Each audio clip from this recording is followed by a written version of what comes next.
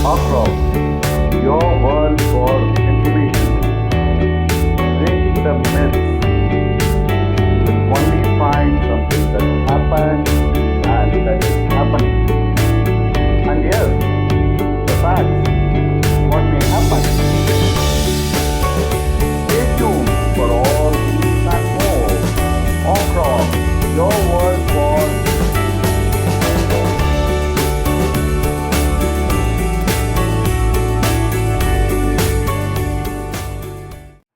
Hi all, how are you? Hope you are doing well. The topic for the day is pros and cons of remote auditing. All know that remote auditing is helpful during this pandemic condition, especially when it is very difficult to get into some kind of facility, the social distancing norms and other preparations to mitigate the pandemic condition. It's not mitigation, protection from the pandemic condition. We use remote auditing as a tool to perform the audit activities. While there are a lot of advantages of doing remote auditing in these days, there are also some disadvantages which may hamper the objectives of the audit. So here we are going to see the pros and cons of the remote auditing and some of the mitigation strategies and tactics that may help during the remote audit. Most of us are aware that the remote audit is performed using information and communication technology tools, ICT tools, and it has a large dependence on the tools, ICT tools. It saves the commutation time and also the sometimes what I call undue formalities during the real-time audit. For most of the auditors, the remote audit is going to be a work from home option. So the first thing that they need to ensure is the Wi-Fi and the bandwidth issues, speed and the reliability of the internet connection. There's also a need to ensure the hardware and software compatibility with the meeting softwares like Zoom or Microsoft Teams or Google Meet, whatever you use, all those have to be compatible with your hardware and software. Camera and especially the table in which you are sitting, that also matters because of the lighting and the other amenities that is required to have a clarity in the camera broadcast. Consideration is the user conversance with the technology and the meeting tools.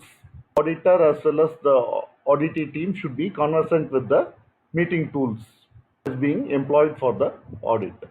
Another concern would be the seating posture, where an auditor has to sit in one place, which means that adds to the fatigue and also it takes the auditor into a depressive mode if it is done quite often.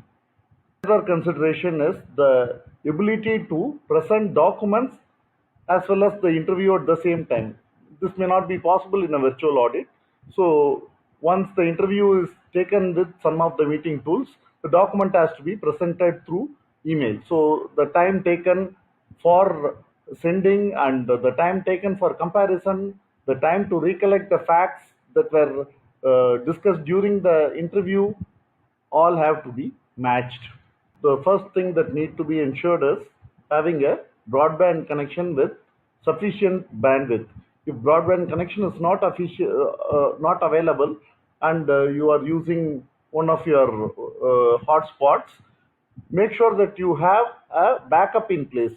Have two hotspots so that when the net goes off, there is something another one to immediately switch on.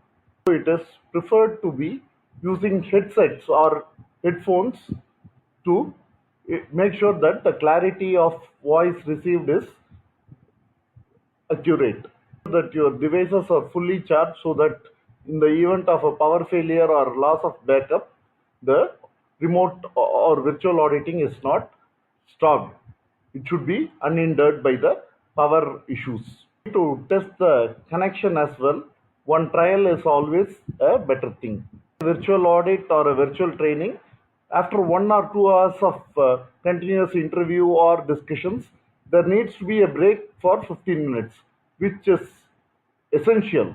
Tour is something where the auditor assesses the site visit of the organization. In some cases, where especially in the EHS audits, where it is necessary to see key equipments and utilities, and where it is not possible to take a mobile camera, the usage of drone may be uh, recommended. But again, the cost issues have to be analyzed even before thinking about this option. The access challenge is a prevalent challenge in the virtual audits. Another consideration is the integrity of data and the information shared during the audit. That is the information security issues. One must consider the security issues in electronically transmitted or electronically shared information. Confidentiality is a key part. Usage of encryption may be a good idea to ensure the confidentiality, integrity, and availability of the information shared and transmitted during the audit. Advantage of the virtual audit is people need not commute, and also the distance covered. For example, someone from Chennai can audit an organization in Delhi without much of hassles. It's similar whether you audit virtually from Delhi or from Chennai, or it could be for other countries as well. But the time zone considerations have to be taken care while chalking out the audit plan, as well as the during the execution of audit, especially with the lunch time and other common breaks. There might be some kind of differences there. The global audits are made easier by the virtual or remote audits. It is to be considered the cultural differences and other differences have to be taken into consideration before chalking out the audit plan and schedule. List of challenges or consideration is the multiple auditors talking to a same auditee on a different point at the same point of time may increase the of the auditees as well. Creating different subgroups and identifying different auditees for different auditors, especially when there are multiple auditors and multiple locations and a variety of departments are audited, the schedule has to be taken care, and the mapping of auditee and auditors have to be appropriate so that to avoid any kind of confusion in the during the time of audit. The remote or virtual audit presents a whole world of new opportunity and has changed the world in terms of how auditing is being conducted. There are challenges that are continuous and that are to be addressed as part of the improvement process. That most of the auditors are now conversant with the remote auditing and the remote auditing principles and the way it is being conducted. It is definitely a challenge to see how they manage the change when they go for the on-site audits in the future. Feel that I have missed anything in this impromptu blog on the pros and cons of remote auditing or virtual auditing, you may feel free to share your opinions in the comment section. You had a good time listening to the blog on the pros and cons of remote auditing. I hope to see you with some similar content in the future as well. If you like the blog, give me a big thumbs up, and see you. Take care. Bye bye. Arc signing off.